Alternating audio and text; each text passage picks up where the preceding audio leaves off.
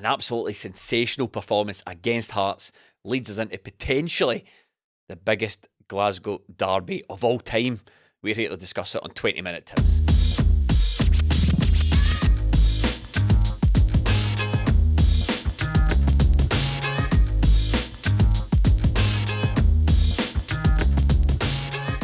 Melly, Stephen, there's no two ways about it. That Hearts game set us up perfectly for the Glarby this weekend. Stephen, is it... I'm trying something new out. I'm trying a new one out. Let's make that stick. Let's make that stick. Yeah. People, it's brilliant part, I reckon. The Glarby at Parker's. I can really see it catching on. The Glarby, right? The Glarby this weekend.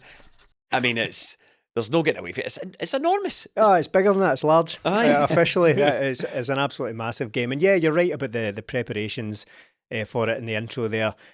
A lot of nerves going into that game, maybe, but that manifested itself in an incredible atmosphere. The atmosphere was brilliant. It's one of the best non-derby, non-European games. Obviously, it's not a standard run-of-the-mill domestic game because of the circumstances around it, because Hearts have beaten us twice this season, and because there's a huge amount of focus on these two games. Get these two games won, and we're all but there. It's one hand in the trophy stuff. So there's a little bit of nerves going into it. But the preparation, in order to prepare best, I think, give you the best possible confidence going into the derby, the Glarby the next week, is to go and put a show on against Hearts, and that's exactly what Celtic did. Yeah, all Celtic had to do was win, but to get the performance to go alongside it, up there with, if not the best performance of the season. As Stephen said, atmosphere was sensational and just the perfect tonic for the week ahead, and it set Celtic up really nicely. Excited about the derby, that nervousness that kicks in, but Celtic done their job tremendously on Saturday. I mean, we are going to talk a little bit about the Hearts game, but obviously the main topic of conversation on everyone's lips now, as soon as the final whistle goes in those games, it's full focus on the Glasgow derby coming up. Well, hence them playing Zombie Nation at the end of the game, so as everyone was filtering out, that's what they played at the end. But I think I was on the podcast last week and I was sort of saying I wanted the psychological warfare to commence, and that's what I wanted. Now, I didn't want us to eke past teams anymore. I wanted us to blow teams away. Yeah, and Melly, Celtic looked like a team that were really out for revenge against Hearts, and they got it. Yeah, the Dundee game, Celtic got the victory, but the performance wasn't great. The Hearts game, Hearts were decent for the first 15-20 minutes, but Celtic were in 2-0 lead by the end of that, and then just completely blew them away by the end of it. The performance was great. Even simple things like getting game time for Daizen Maeda as well, and the Celtics, a lot of best performers were the guys that you think these are the guys for the big games and the guys that you expect to turn up and win the game for Celtic, or if Celtic are going to win, these are the guys we'll need to turn up. So it couldn't have went any better. I think that clean sheet as well helps us. So blowing Hearts away, the third best team, it's as if Hearts were playing Rangers, the performance they put in. I'm glad you said that about Hearts playing well, because this it was a big achievement for Celtic, and it's right to give Hearts credit for the way they at least approached the game. And as I've already said, they've beaten Celtic twice this season, so this is a team that have been playing well. They have the most potent striker in the league this season, the player of the year as well, of course. A guy who's given, I think Shankland had scored in about 3 or 4 consecutive games against Celtic, so it was a big challenge going in. And you're right as well to point out that Hearts started the game. If it wasn't for the fact they'd conceded after about 4 minutes, you could objectively look at that and think Hearts started maybe the better of the two teams. They had a couple of decent chances, but quite simply over the course of 90 minutes, they could not live with what Celtic managed to put together. It was one of probably the best, most complete 90-minute performances Celtic have put together all season, because there have been brilliant performances in there. You look back to the Dundee game where blew them away in the first half. It was 6-0 at half-time. But then it kind of tapered off a wee bit in the second half, as it's naturally going to happen. It's impossible to keep that up for 90 minutes. You're not going to score 6 in the first half and then duplicate that in the second half and come away 12-0 winners. That's very rarely going to happen. In fact, there was no draw the second half. Absolute disgrace. Celtic rarely win both halves. Yeah, well, that's very true. But over the course of the 90 minutes, I thought it was probably the most complete performance we've put. I also add in there that there were some challenges in there. There was some adversity to overcome. They had big chances. Joe Hart made at least probably 2 brilliant saves. Brilliant. So I include that in the idea that it was a very complete performance from Celtic, and it couldn't have set us up better for the for the derby in the coming week. I think everyone played their part in terms of the team, in terms of the subs that came on. The crowd certainly played their part because there was none of this stuff about how it's a toxic atmosphere and, we don't get behind the players and we're entitled and all that. That was the nerves going into it, and the acceptance of the precarious nature of the title race all manifested itself in an absolutely raucous crowd in there. Brendan was saying that this is the time when Celtic come alive, and when you're watching some of those performances, you're like, okay, I get it. I see what you mean. Like Callum McGregor, Melly was like a man possessed, and Stephen was talking about Joe Hart. That save was it the first half up until who got the shot off, and he's Devlin, that palmed it away. I was like, that's peak Joe Hart. Get him on the flight to the Euros. See, that man deserves a call up. I cannot skip by the ludicrous nature of these PFA awards. Look, I understand you're voted by your fellow professionals and all that, but I can't get the words out. Lawrence Shankland is never the best player in this league, and I know he scored the most goals, but he's just, in terms of quality, I don't really see where they're coming from with that one, if I'm perfectly honest. I might humbly disagree. I've not got a problem. I can see the logic in the winners of it. It's the nominations that are the shortlists that I had a major beef with. Where it was the 4 players were Shankland, O'Reilly, Tavernier and Butland were the last 4. Come on, let's not be silly about this. I've not really got that much of a problem with Shankland winning it, because the number of goals he scored is difficult to ignore. And I suppose if I was being sort of balanced about it, looking at it from their perspective, the players, they might just see that O'Reilly dipped off a little bit around January. So is Shankland as well. I actually think they probably don't even think about it that much. I think they probably don't even think about it that much. Nah, it's one of those ones, isn't it? Either or. I think it was a straight shootout between Shankland and O'Reilly. Shankland's bagged the goals, and he has scored big goals this season for them, but just an annoying wee guy. This is not 20-minute Shanks, all right? Absolutely pathetic. A lot of people saying we are 20-minute Shanks. Hey, I wish I'd never brought it up. Fucking hell, man. Well, I'll defend you, Matt O'Reilly, okay? So it's Melly, on you go. No, Matt O'Reilly, if it was a straight shootout and it was after that game, there was only one winner. Matt O'Reilly was sensational, bagged a penalty in. Lawrence Shankland had a howler and should have been sent off probably. A couple of chances to be booked after his early booking as well. And I know we'll come on to VAR, but we sit here every week saying just bin VAR, and then something like that happens and you just think, we cannot bin VAR, because that referee would have missed the most blatant of handballs ever. I thought it was, well, that was the thing, he should have got booked for that second handball. Like, Shankland probably should have walked after that handball, because he just stuck his hand up and handled it. But yeah, you're saying we need to bin VAR. I think what's happened now is, and I've long suspected this, and Ange Postecoglou said that a couple of weeks ago, these games are now primarily refereed from the VAR room, and that's all that happens there. He knows, did I see a handball? What I'm going to do is not blow for it and hope that the VAR picks it up, and that's exactly what happened, and it was a complete stonewall penalty. You can tell by the reactions in the crowd. Don't get me wrong, of course players claim for basically everything. There was a moment late on where Iwata claimed for a throw-in right in front of us, and I thought, you're absolutely at it. I admire it. I respect it, Iwata, but you're absolutely at it. So players claim for everything, but reacting to that extent, everyone was like screaming at the ref, running about with their hands out. The whole place, that whole area of the stand erupted looking for that handball. Very difficult to miss. Listen, Shankland walked away going, ow, ow, ow, ow. He was like, so, he didn't know what to do after literally it. Caught red-handed. Aye, it was the most sheepish I've ever seen a player looking after he'd committed something and get, well, at least temporarily, completely get away with it. It was unbelievable. Let's Melly, focus back on Celtic here. I was amazed with Callum McGregor's performance, because the last couple of weeks, when he's been in and out of these games and we were sort of doubting the logic of what Brendan was doing a couple of weeks ago, I'd sort of said, is this really the way you want to introduce Callum McGregor? Because he looks, as far back as maybe the Rangers game, he's just not looked on it. Brendan Rodgers said midweek, we've changed the way we've been training Callum this week. What we were doing before was, I don't know, more focused on X, which has meant he was more tired during the games, but now we're doing Y and we expect him to look a lot better in the games. I was like, right, okay, is this barrage patter, or is this actual the truth you're talking here?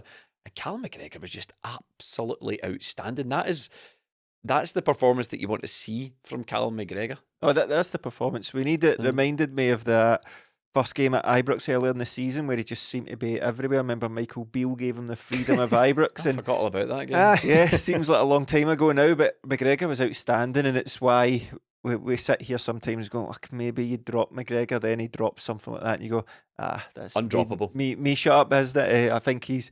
I would always say, look, you play him until he gets back into it, and with a performance like that, he was absolutely tremendous. Summed up by that, when we talk about the game, about the performance, and why Stephen says, look, it was a sort of perfect all-round thing because it was against a difficult opponent. We did have to do some saving, some defending. That's why the performance seemed even better. But it was summed up by Callum McGregor running back from his own box, from their box basically back, gets a touch away from Vargas and then gets the slide tackle in and takes it away. And when you talk about the crowd going mental for goals and fouls and all that, the crowd for that and Dyson Maeda coming on played a massive part in the atmosphere in the day. And Callum McGregor, that's when he's at his best. We know he can dictate games. We know he can pass the ball and be that guy in there. But see, when he's winning those second balls and just nipping in and taking tackles off, nobody can live with him in this league. He's the best player in it when he's on form like that. And it's just a perfect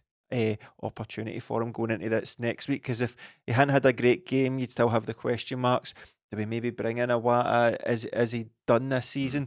No chance. Not after that. You simply can't not play Callum McGregor. He's been out for the season several times this season, I've hasn't he? noticed that. I've noticed that. There's so many players though after this game, Stephen, that you think, right, he's got to play against Rangers. He's got to play. Callum McGregor obviously is one.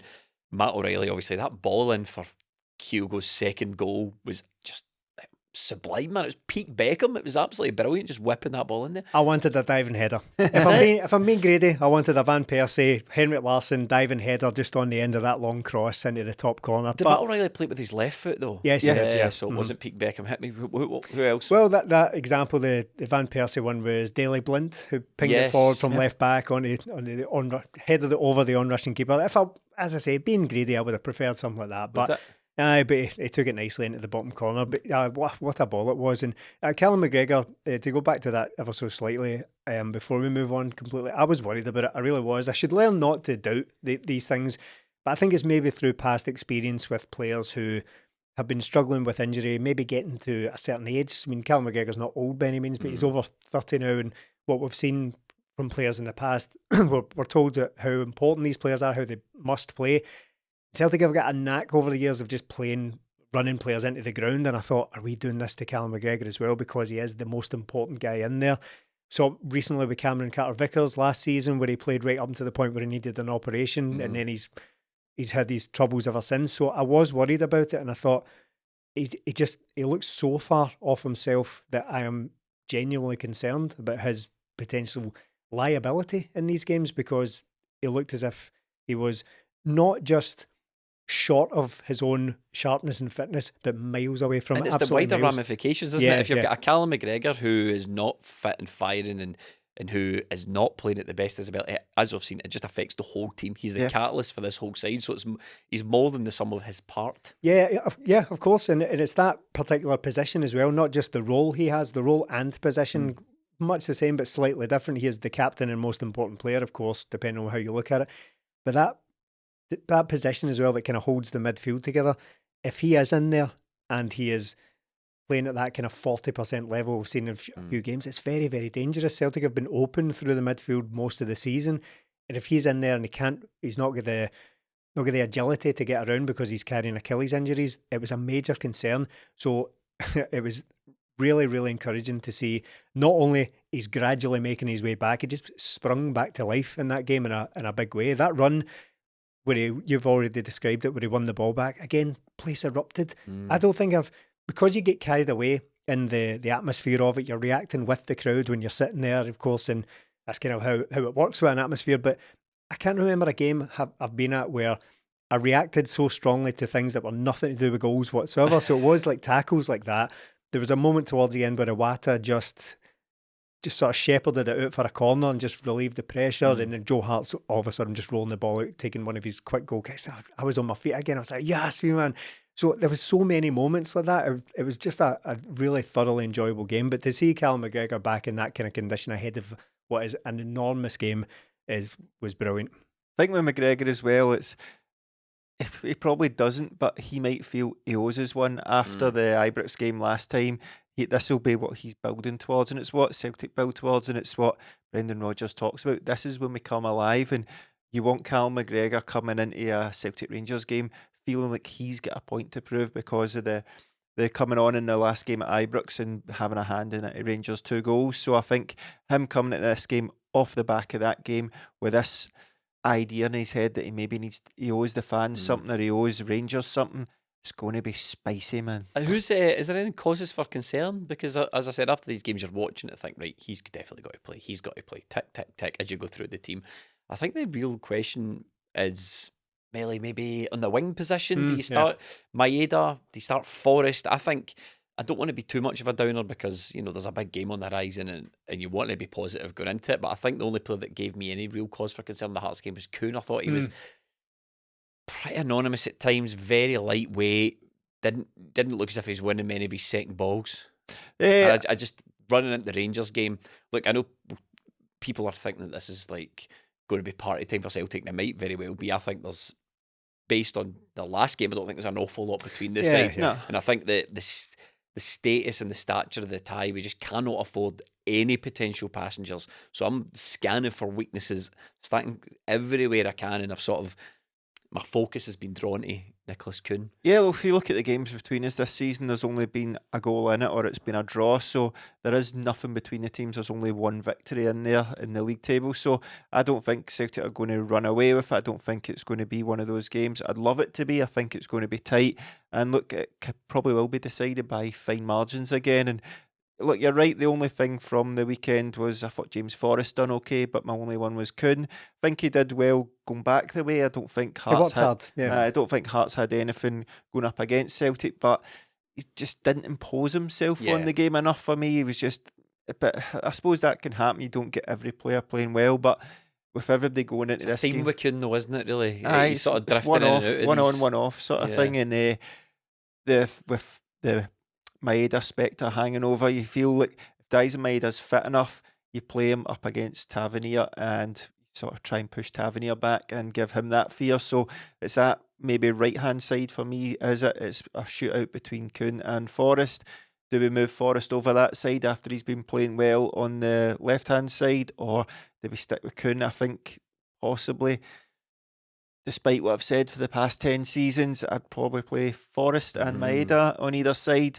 We couldn't able to come on, but I think if it was Kuhn over Forrest, I wouldn't be too scared about it. But I think Forrest and Maeda, are we going back to the Maeda Abada thing? Are they creative? But Kuhn hasn't been that creative recently, so I think what we need is to keep Celtic in the game first, keep them working hard, and I think Forrest and Maeda's got that good defensive shape as well. It's just about the only team selection decision Brendan's got to make, isn't it, really? Probably, yeah. I think it's the only major one, really. You could tweak things here and there, but I don't really see any of that happening. I think those are the three main candidates for the wing positions. You could throw a curveball in there with Palma. I don't see it for a single second. Even conversations about Ida have died down, especially after that game with the way Kyogo took his both goals. It's just that conversation's not really. You all must have forgot. He was just so alive in the game. Plus with Kyogo's track record against Rangers as well, especially in the previous home game, he was absolutely incredible.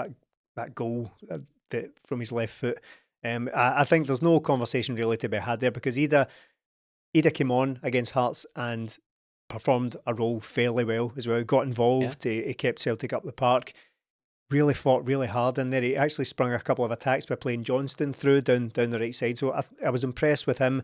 He won't want to be on the bench, but I think he'll be ready to contribute off it, like a lot of these players will be, and a lot of these players have been in recent weeks at the right time of the season. So I think it really is just about the wings. Back four completely picks itself. Midfield similar. I don't see anything happening different with midfield. I think there's no cause to be. After that performance, I would have been worried about it with McGregor, but after that performance against Hearts, no such worries at all. I think it's easily Hatate and O'Reilly. The wing positions, I've had a weird feeling all season. I don't know why. I think it's probably brought on by all that kind of contention back then with Michael Beale having turned down Lewis Palma. I've always kind of thought he's got a role to play somewhere. He's going to pop up somewhere, but he's not going to start. I wouldn't like to even imply that. I don't think he will start. I would love to see him come off the bench and score for a corner or something. Yeah, my hope. Imagine my hope how many celebrations he'd do. Yes, I know. My hope for that has kind of faded a little Yeah. bit, to be honest with you, just as he's more faded out of the picture. But Yeah. it was like sort of written in the stars that he might do something against Rangers. Another one who was all right when he came on against Yeah. Hearts as well. He popped up in a fairly unfamiliar position on the right, and he was playing some beautiful raked balls across to Dyson for him to take on his fullback. So he's a guy who could contribute if called upon when the time comes. The last 20 minutes, if we're looking for something a bit different. See, hang about Palma is just needs to fucking grow up. Don't he? Like, you just want to grow up. Aye. Like, wrap the selfies, that's just grow up. Yeah.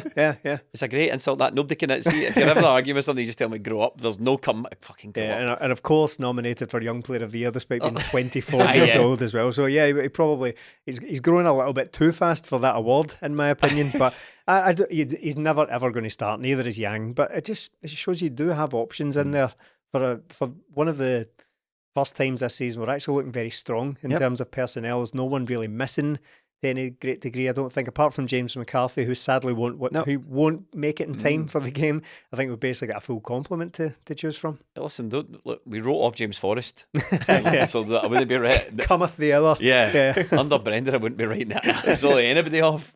James McCarthy playing slide rule balls for the last time against Kelly. Listen, Melly, the Glarby is upon us, and there's so many varying things going on. Like, see this thing about how Rangers are imploding right now. For me, that's a bit of a psyop. Yeah, the videos. distraction. Yeah, the videos of Jack Butland and who was the other one? Barisic. I'm not buying into that so much. Yeah. What I'm buying into though is Philippe Clement. That man's rattled. Yeah. He's rattled. Brendan Rodgers said something midweek about. Well, he says the clip was, and next week we'll have some fun, right? But what I think the full comment was with Brendan Rodgers, what he was getting at was, in his own kind of way, he was saying, he was like, you train hard, you work hard, you do the work midweek, the players, are going to rest up. All this stuff before the game allows you to have fun on the day. And that to me is a perfectly normal statement that you hear all the time in football. And Philippe Clement, he started bubbling about it. And he said, it's not very respectful, and this is not the way that you should speak about other teams. And I thought, that's a man that's rattled. Yeah, yes, rattled. And it was such a nothing comment.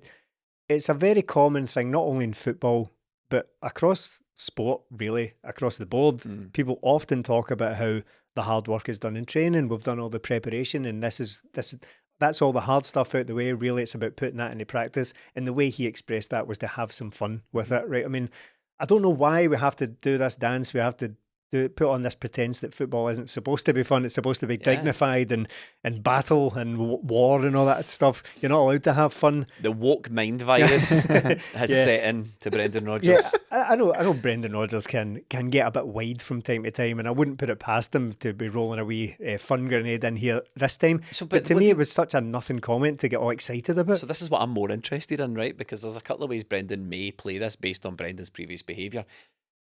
So he may completely write it off as if it's nothing, right? Just go, well, I always say this, you know what I mean? Like, or nothing. Or I think he might use that word. If we win, I could see him using that word fun again. Yeah. I could really see. I think if Celtic win this game, Melly, I think the temptation for Brendan to use that word fun would be too great. Are you saying girls just want to have fun, should be blaring out once the final score comes in and Celtic win? Objectively not. But I'm not going to make any predictions about the game. I think, like Stephen, it was... Welcome to the House of Fun. It's probably that's a better one. I think, like Stephen said, it's just not an off-the-cuff comment, but ultimately, as footballers, as managers in that high level of football, you do the hard work, so when you go out, you enjoy it. And I think that's what he was talking about. We'll have some fun. The fun for these players is the competing, is the trying to win the thing. Same as Brendan Rodgers as a manager. That's where they get it. Us as fans, we're in the crowd. We can't do anything about it. We're watching at home. So it's not really fun unless you get the result. Whereas footballers, these guys, they're all, or they should be anyway, they're born for this. This is what they want. They want to keep competing at this level, going into these games all the time. So I think he's like, this is where Celtic come alive. This is where we have fun. Comments like that, and Clement's just taken it and sort of ran with it. And see, to be honest, I love it, because a couple of months ago, I was like, it seems like they've gotten a decent guy, a decent hire for them. I don't know if there's going to be much to get on board with him, because with Beale straight away you could go, oh, this guy, man. But Odious.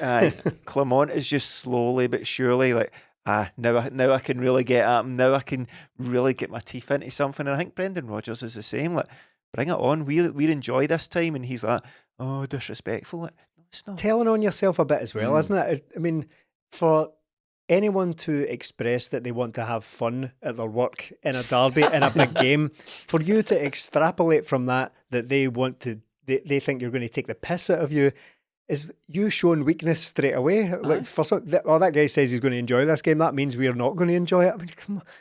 Again, grow up. Grow up.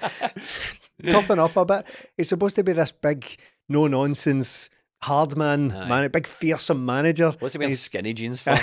So that photo for the Youth Cup final, waddles into the look like Big Bird with no hair and his skinny jeans and pointy shoes. Absolutely terrible. He's absolutely cracking up like the egg he is. But a lot of the stuff that Brendan's been doing over the past couple of weeks, and we've spoken about this on the podcast, is it's all psychological, because he knows is he Kevin Keegan? He is Apollo 13 in us in this league. You know, like they talk about how he's like, I don't know how the best analogy to describe how Brendan's piloting this. He's no piloting a plane, he's piloting a space shuttle. Like, he doesn't really have that much control over what he can do, but we tweaks here and there probably will ensure some sort of successful landing for Celtic. And he can't really train the better players to be any better, but he's like, fuck, right, we'll get James Forrest in, right, I need to make sure we write our own story, I need to keep the mood up here, and then he's probably said to himself, I can imagine he said to himself at some point, right, once there's 5 games to go, that's when I'm going to start prepping the players for, you've been through this, you're used to this, keep the pressure off, now we have a bit of fun. And that's the difference between the two managers.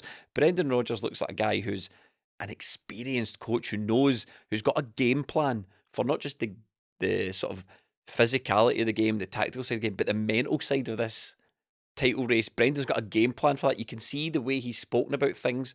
You guys have got a narrative. We're going to write our own story. Celtic live for this. This is when we come alive. See you in May.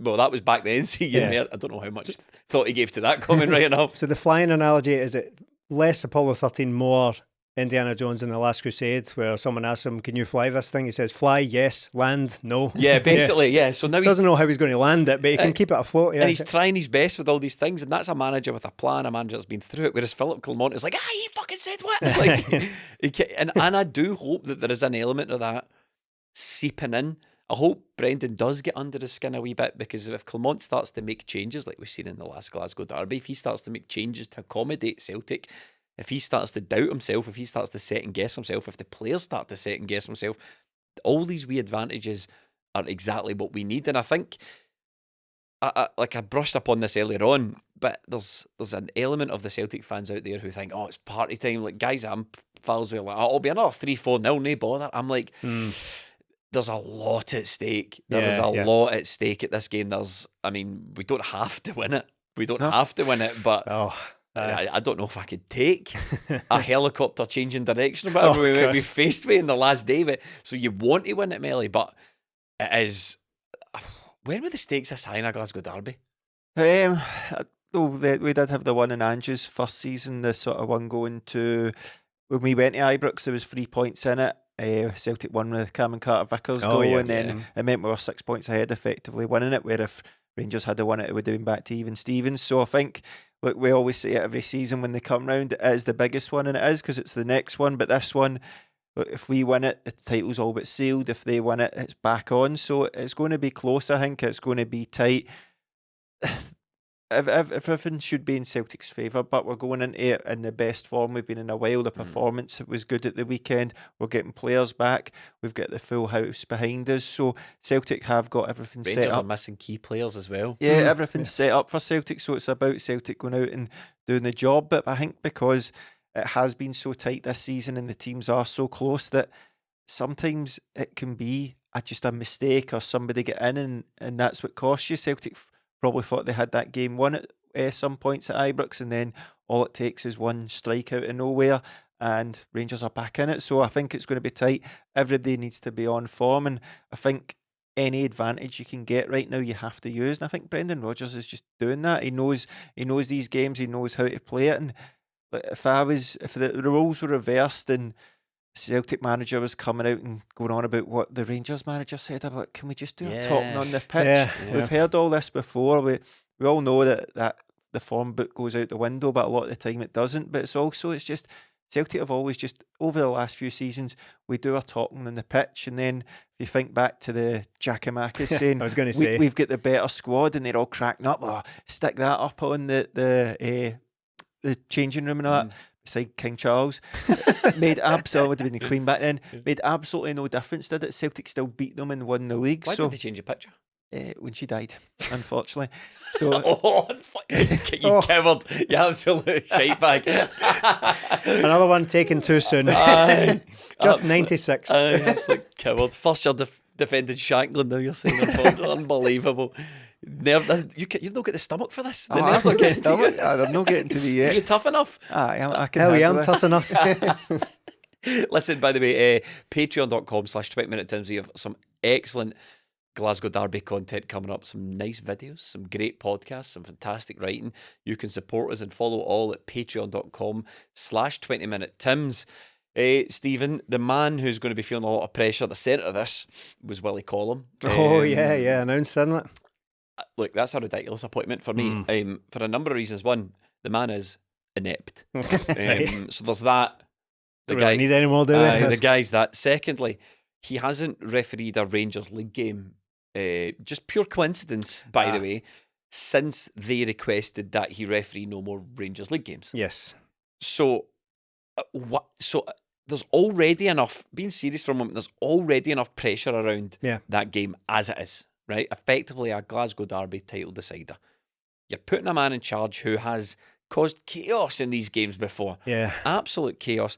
And he's at the centre of a storm regarding why he's not refereed at Rangers game. Now, I'm not claiming conspiracy, but what I'm saying is all three of these things make up a very, very pressure-filled afternoon for Willie Collum, and I don't really understand why they felt the need. Even, as I say this honestly, even if that's a FU to Rangers, there you go. You didn't want him refereeing any more games, have him there. Even if that's what that's meant as, I don't want any part of that. No. I don't want that taking part. And also there is an element of, and this is a wee bit conspiratorial, but there is also an element of the psychology of, well, Willie Collum, if he's no refereeing Rangers games, there's only so many Celtic games he can get, so he's not getting 50% of the big games. Are we out and prove you can referee Rangers games again?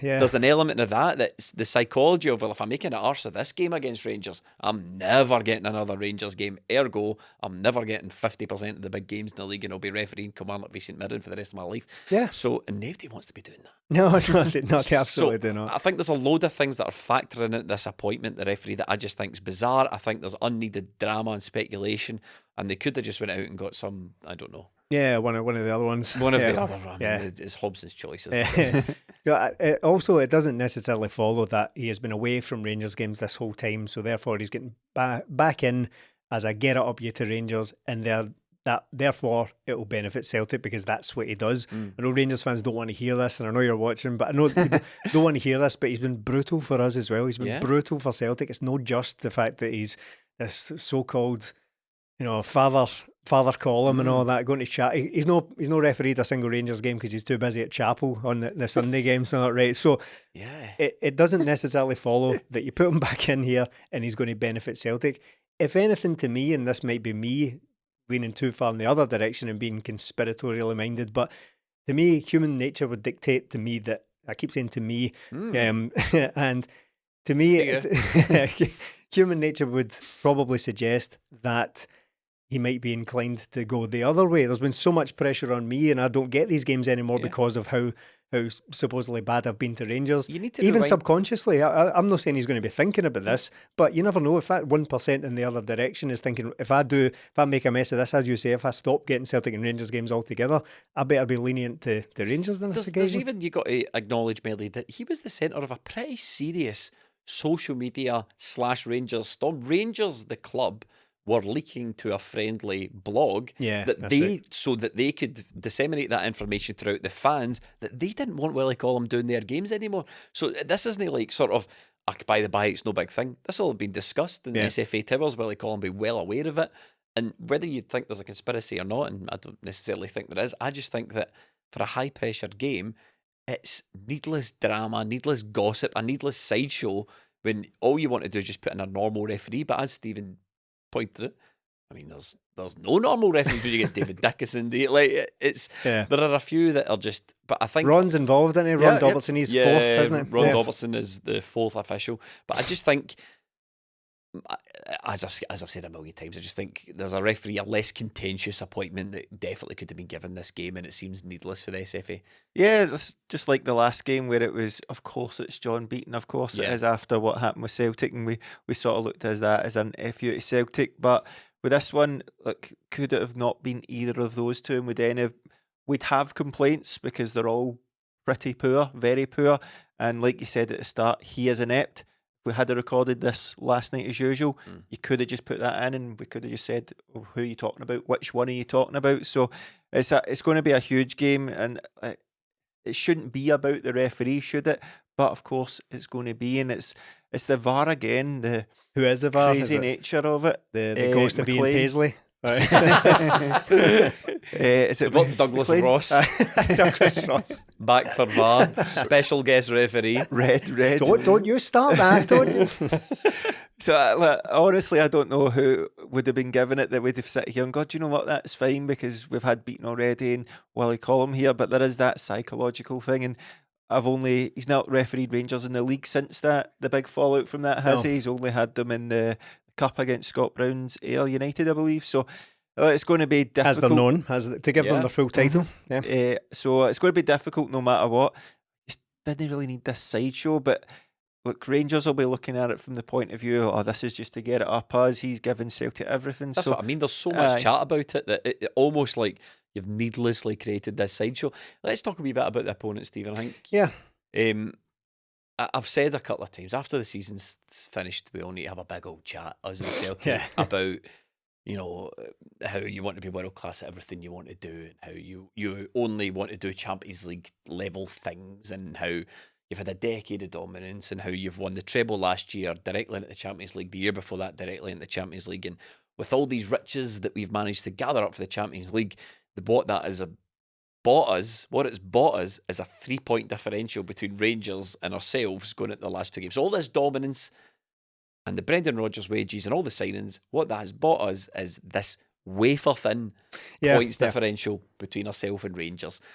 And so Rangers, whether we like it or not, need to be taken seriously into this tie.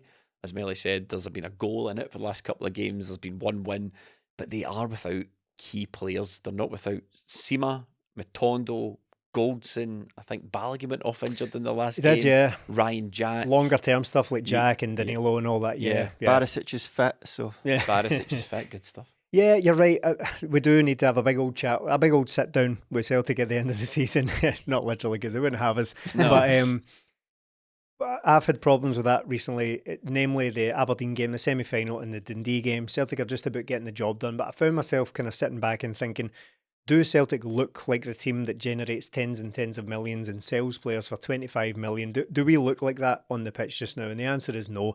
Now, no team, whether it's Bayern Munich, Juventus, Man City, any of these teams who have dominated for long periods of time over the last decade or so, no one gets it their own way the whole time. But watching these games, do we look like we've done all these things in recent years? The answer is no. So we need to sort that out. But that's a discussion for later. We are in the reality in which we sit just now.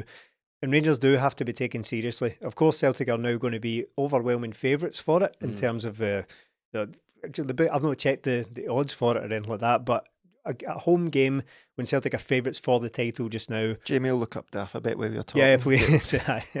Those overlords of Celtic. So I don't take them lightly at all, because I know Philippe Clement has been talking erroneously recently about how it's still in their hands, that if they just win all their games then nothing has changed. So he was saying that before the Ross County and Dundee results when they drop points? Celtic are evens here, Right, okay, and right. Rangers are anywhere between 2.5 to 3 to 1. Right, okay. So, I mean, our favourites, of course. But Philippe Clement's been saying the same thing about how it's still in their control. That's not really the case, because if Celtic win all their games, even if they beat Celtic and Celtic win the rest of the games, it will come down to goal difference. So it's not in Rangers' hands just now. But it's very clear that they absolutely have to win this game, or they're completely burst. Celtic are basically one hand on the title. We need 1 point after that if we beat Rangers, I think, pretty much. Yeah. So they're not to be taken lightly. There's been nothing really between the teams this season, as you say, and not even just in the derbies when you look at it, but this is the reason we have a league table. Yeah. The difference is 3 points. If you play it out over a load of different games over the course of a season, home and away against all the opponents, this is the best measuring stick we have to find out who the best team in the league is a league table. So there's not that much in it. But I think from everything they've displayed recently, and Tavernier's at it again, basically kind of displaying the mentality that's got him into some serious unpopular water with Rangers fans yet again wanting him chased out the door despite his 100-odd goals for them. He scored 15 penalties this season or something. Is that right? Yeah. And he's missed 5. Yeah. Which is quite remarkable. I mean, you think about the season Celtic have had when it comes to penalty takers. We change them every time somebody misses one. What's your cut-off for missing 5 in a season? I know they're not in a row. He's a captain, though. He gets to decide, doesn't he? Yeah, so it's his ball. Bags his own. So Tavernier is displaying the kind of mentality monster mindset that got him into this position in the first place, just constantly apologising. Philippe Clement looks as if he's cracking up as well. But that said, they do have dangerous players. Tavernier, again, we mention him ahead of every single derby we play because he is clearly the danger man. Dyson Maeda is going to be a key part of this once again if he is to be shut down. Don't give away any silly free kicks around the box. We will. We do it every single time. All the time. Yeah, we do it every single time. Well, that's where Fabio Silva's going to come in handy, isn't it? They were cracking up at him. Yeah, he's another one. He was telling me, shut up. That's right. That's so He's on odd. fans. He's going to be there, like, even if he does something good between now and the end of the season, he's destined to become there, like, Ayo Berkovic or something like that. Probably a decent player in there somewhere, but everyone hates him. Yeah, so, even his own fans. Basically, so a very strange individual. I don't know what that was all about, giving it back to his own fans. Presumably they were raging at him or something like that at the game at the weekend. But that's dangerous though, because we saw him throwing himself about did lead to the penalty, and there was one before that where he should have been booked and he maybe wouldn't have gone down for that Alistair Johnston penalty incident.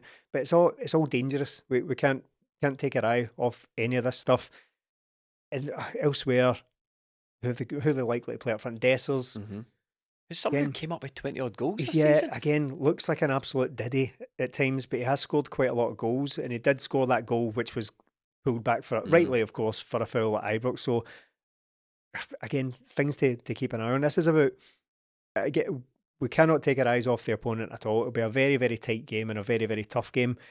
But it's all about Celtic. See this stuff about coming to life at this stage of the season, and everything we've banked on for the last several weeks and months, even when we were going through the worst period of this season where we thought that this is going off the rails. So we started dropping points left and right with that terrible period leading up to Christmas where we started dropping points all over the place. What kept us sort of anchored there was this belief that Brendan Rodgers knows what this takes. He knows what it's all about. We've got guys there like James Forrest. Fair enough, wasn't in the squad or anywhere near it at that point, but we could call upon guys like that who know what it takes to win titles. Callum McGregor's another one. Even the likes of guys who have only been here a couple of years, they've won a treble now and they know what it takes at this club. So this is what we were all banking on. It's time to go out and prove it now, because all this stuff is all very well said and done, or all very well said rather, easier said than done. This guy knows what it takes. This guy's been there and done it before. It's not worth anything if you don't go out and prove it. If this is the time that Celtic are expected to come alive and become the club that Brendan Rodgers believes fans as well all believe they can be, is right in front of us this weekend. There's no point shying away from the difficult games, Melly. No. You've got to keep the hail. You've got to have the hail kept. Tap the sign. But I think you've got to... There's one man you need to trust to get us through this tie, and it's been an absolute roller coaster for the guy for the minute he walked in. But if Brendan Rodgers goes out there and beats Rangers and brings this title home effectively by beating Rangers at Celtic Park after everything that's happened this season, after how crap we've been, after all the ups and downs, it's like, right, redemption. There's a bit of redemption for the guy, and Brendan Rodgers was just always destined to be the main character of this season, wasn't he? For the minute he walked in the door to almost the last kick of the ball, it's the Broad show once again. We thought it wasn't. We all get distracted by other things going on, but come 12:30 on Saturday, take your seats for the Brendan show, because it's either going to go absolutely spectacularly well, or people are going to want his heat. Yeah, and it's at that point where kind of all eyes are going to be on the dugout, dugout, because see how both handle it. Rodgers seems fine now. Clement looks rattled, but if Rangers go out and win, God forbid, then we'll be looking back in that going, do you know what, maybe G'd them up and all that. Well, that's how Rangers will try and play it. So I think what Celtic need to do, and I think what Brendan Rodgers will do, is just expect the best Rangers possible, because we cannot go into this having any doubts, having any thoughts of, they're cracking up, Silva's fighting with Alex Rayna. I don't really want to hear all this stuff. I just want Celtic. That was proven not to be true. Was it? Yeah, that was another route. That's why I think there's a lot of nonsense getting put out there about internal infighting and players bust ups and all. They're playing a lot of cards, aren't they? Because even if we look back to this have a bit of fun thing, they've massively overreacted to that, in my opinion. But that might be a case of they're Michael Jordan in this. They're basically just making up an enemy in their head, and they're going for it absolutely full throttle. There's too many fake stories about Rangers imploding, and there's too many Celtic fans online going, "Oh, this is great. They're absolutely imploding. We're going to win 3-0." Aye, careful with that. It's a psyop. Yeah, we just need to do our own job, don't we? I think the usual worry for me is, yes, Celtic are going into it in the best possible way they can, but in these games, it's been the set pieces that have done us, and Rangers can still hurt us doing that. So Celtic need to be 100% at it. They need to be on their game, but a lot of that might not worry, because while you've got guys diving and winning penalties, you've also got a referee who gives penalties without seeing them. So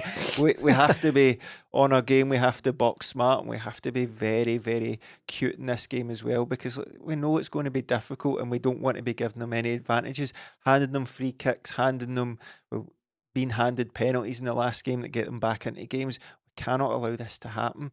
Some of it's out of our control, but Celtic can control what they can and just look after themselves. And look, it's got the potential for these players and the manager as well to be put up somewhere that they haven't been this season. This season, it's all been, this team's not as good as Ange, and the board have been getting it, the players have been getting it. A lot of the players aren't good enough.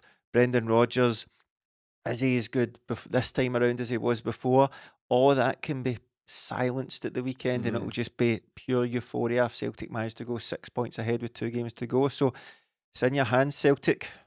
It's that's a good. He does a cupping motion, really, for the benefit of the audio, for the benefit of the podcast. He does like a highly questionable squeezing someone's testes. That's what you were doing there, Melly. That the other film, Dead Man's Brogues. Never seen that either. That's such is that a real film? No.